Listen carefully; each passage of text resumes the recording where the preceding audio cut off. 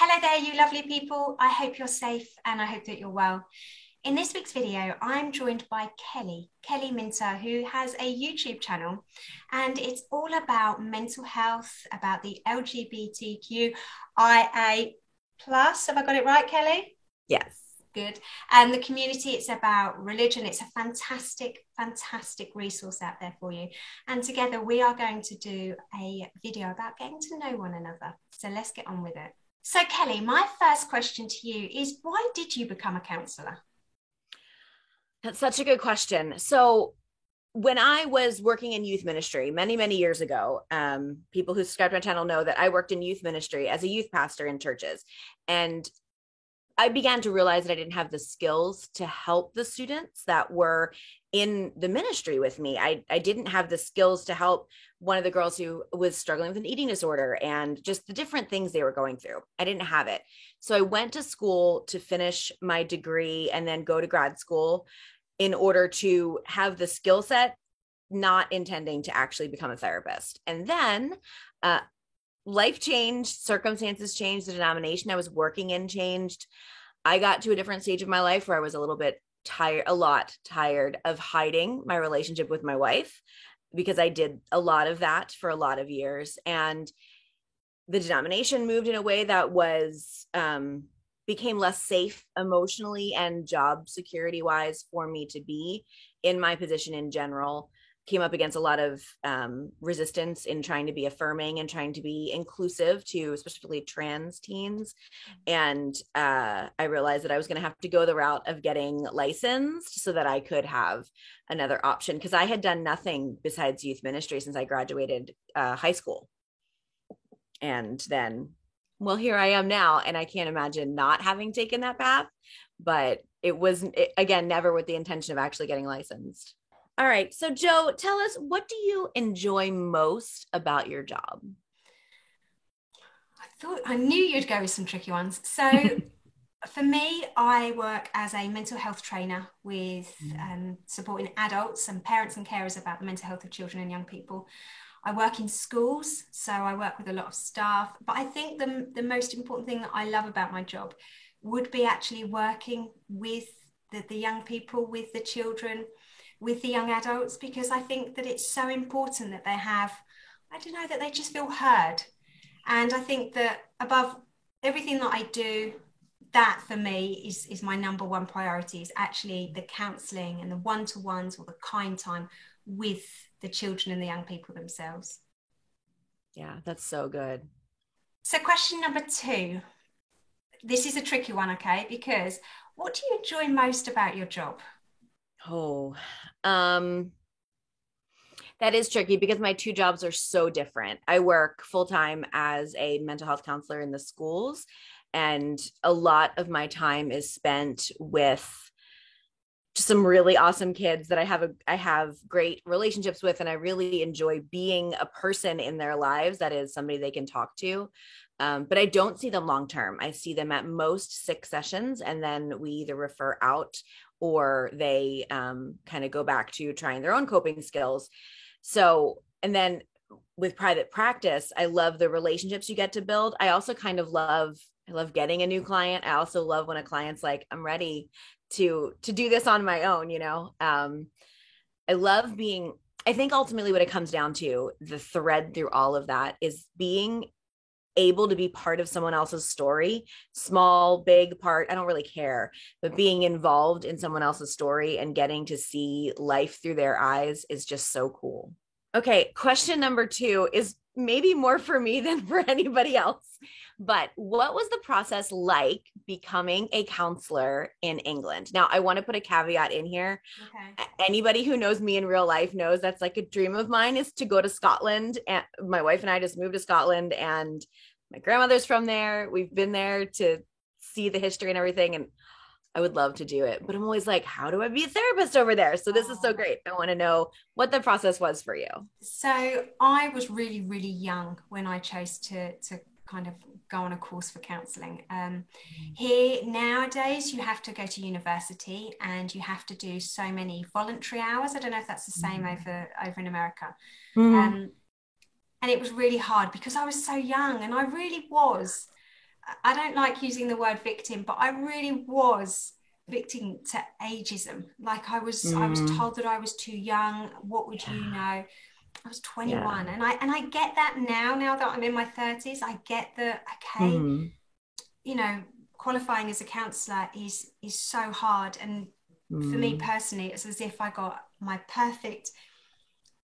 of had my perfect life, you know, as a 21-year-old. Everything was brilliant, relationships. And then when you become a counselor, it's like you're grabbing a sledgehammer. You're literally getting that reflection, that mirror, and you're putting it into 1,000 Yep. pieces. And over the 4 years, you have to learn to put back that image, that mirror, realizing that the reflection isn't going to be the same. Things in your life aren't the same. People aren't the same. And it was really, really hard. I really wanted to quit. And I had a really good couple of tutors. And I got through it. And then in the UK, we have to have like a counselling profession. So there's different professions out there. And I've just submitted my senior accreditation. So that's good. So it's once you're qualified, then for you to come over to Scotland, be really quite easy. It would be really quite easy, because once you've got the kind of the certificate along with your hours, and then it's the experience, and you know, I've been doing my job for over 10 years now as a qualified counsellor, so it's the experience that speaks volumes. And plus, you're right, for you and your wife, Scotland is beautiful. You should move over here. The weather is not very good up in Scotland, very, very cold, but surely you just get to learn to live life like that. Right. I'll buy a warm raincoat. Because that's not something we need a lot of here in Florida, but I would buy one. Oh my gosh, you would so need it. You would, but it's beautiful. It's England and Scotland and Ireland and Wales. It's beautiful. Okay, my third question, Kelly, is why did you start your YouTube channel? Because you've got over 1,000 subscribers now, and this, I believe, is your 100th video. It is. So why did you start the channel for you? So I started the channel, like I'm beginning to understand so many things in my life. I started for one reason and it becomes something else. But I started the channel because I started the channel before the pandemic. And it was a video here, a video there. And the intention was to demystify counseling, really. People who aren't open to therapy are often not open to it because they don't understand what it is. They're like, well, I'm not just going to go sit down and tell someone all of my problems and just have them, you know, blame my parent or explain it away or whatever. And I'm like, well, if a therapist is doing that, we should probably have a conversation about the therapist, because that's not what we're supposed to be doing. But also that's not therapy. That's therapy on TV. And so just to make it accessible, my very first video was, what do therapists really think about their clients? Because that's definitely something that I hear a lot. I'll have somebody in the chair with me and they're like, you're going to think I'm insert derogatory word about themselves. And I never think those things about them. I just think they're really brave for coming in and starting the process, you know? So I made it, that was my first video. And it took me a while to even get up to 100 subscribers, but it was really just an attempt to make therapy not such a secret.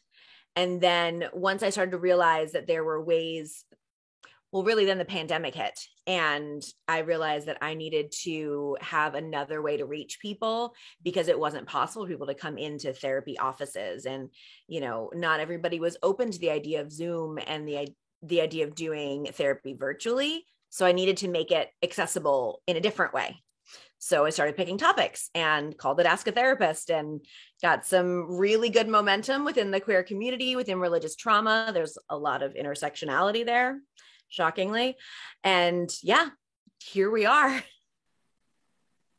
I love that. And look at how it's been going since then. It's just been gaining momentum, and keep going and keep going. I love it. I love your channel. I'm going to put a link about now with regards to your latest video, because I think it's absolutely brilliant. So thank you. In one of your videos, you talked about backpacking. Why did you want to travel and where did you go? Okay, why did I want to travel? So I had my heart broken. I'm pretty certain that we can all relate to that. And when you're young, it really hurts. And I was 18, 19, I really had my heart broken. And I thought, right, my best friend was due to go traveling, and she wanted to start off in Canada, and she wanted to end up in Thailand. And my nanny had just died, so I'd had some inheritance money, and I just thought to myself, right, let's get out of here. Let's go and find ourselves. So I managed to travel 9 countries. I started off in Canada, and I ended up in Thailand. And along the way, I met this guy called Phil, and he was really cool. He was from England. We met out in Fiji. And here I am traveling to find myself, to get over boys and have fun. And actually, believe it or not, that's who I'm married to.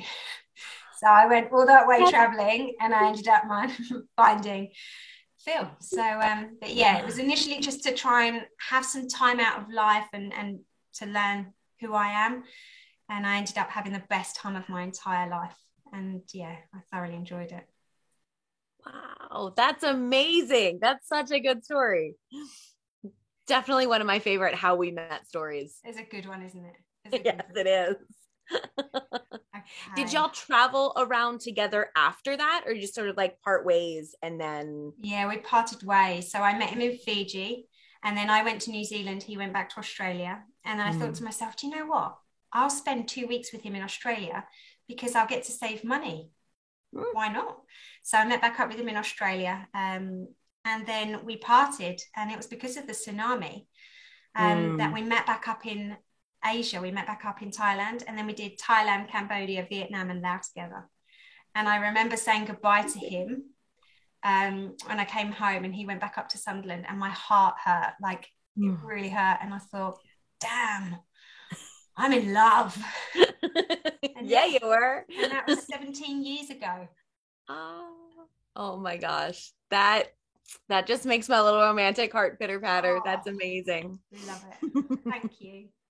So what is it that you love about your channel? What's 2 things. I love editing my videos. I have so much fun with editing. And I like to go back and look at some of my earlier videos and just see how far my editing skills have come. There's definitely people out there who are better at it than me, but I just love it. I have so much fun with it. And I really like the community that is being built in the comments and the people supporting each other when they tell their stories. People tell their just raw stories in the comments on some of the videos, and somebody jumps right in and is like, I know what you mean. And I had this kind of situation, and like, we believe in you. And it's amazing. Yeah. I love that. So that just means that they're not alone. Yeah. How awesome is that, to connect people so then they're feeling just less alone in that particular situation? Yeah. I love it. See, now for me, editing, I find it so hard. And I believe that young people kind of need a chance. So I have Taryn that does the editing, and I have Harvey H that does the thumbnails, because I haven't got time, and it is about the delegating. And with Taryn and her work with the editing, she's just, over a period of time, she's just got so much better. So it really is a journey, isn't it, altogether? I love that. Yeah. And they do a great job, because the editing and the thumbnails on your channel are great. Yeah. So they're doing great. Good job, Taryn and Harvey. I like that. So my last question, Kelly, and this is a personal one, and you don't have to answer it, okay? Well, you do kind of have to answer a little bit of it, okay? But in one of your videos, one of your early videos, you said that you'd share your story with us as your subscribers and as your audience once you'd reached 100 subscribers. So obviously we don't have to do that today, but when will that be? How will we know when you're ready to tell your story? Yeah. So I've been ready in intervals. It has a lot of fairly triggering religious trauma kind of things. It's not, I don't want to make it sound like it's this absolutely terrible thing, but it's real and it's raw, and it involves people who, people who like randomly watch my videos to see if their name appears in it, kind of thing. It's a very weird situation. I do get that question a lot. I want people to know me. I also want to think that I can hide behind that therapist exterior and be like, well, it's not about me, it's about you. But also people wouldn't still be asking if they didn't want to know. Right. So I can see that coming probably even sometime this summer when I'm not doing school and I have more time to sort of format it the way that I think is the most appropriate. I don't want to burn people, but I also am not going to tell it if I can't tell it honestly. And when I made that statement, I was still I was still under a legal obligation to not tell the story. I'm no longer under that legal obligation. And so now it's probably time for the story, I think. So it's just a question of when you're ready now. Yeah, basically. And I do, like, sometimes I'll do videos that are more personal and those videos don't go as far. So then I use that to convince myself, I'm like, oh, we're good. They don't need to hear it. But people are so real in the comments and they're so raw in that stuff. And I feel like meeting them sort of where they've met me is an appropriate next step. But it's a lot to put out there. It is. And I think that you're right. It's about doing it when the time's right. Yeah. And it's also when we're sharing our story, it's big. This is why I think when people come for counseling, children, young people, adults, like, it's big and it might seem scary, but sometimes it's just about, you'll know when the time's right. Yeah. And it will feel good. Yeah. It will feel good to share it as well. Very true. I love that. I can't wait to kind of find out your story. I'll tag you in it when I do. Yeah. So my last question for you, Jo, is what do you like most about having a YouTube channel?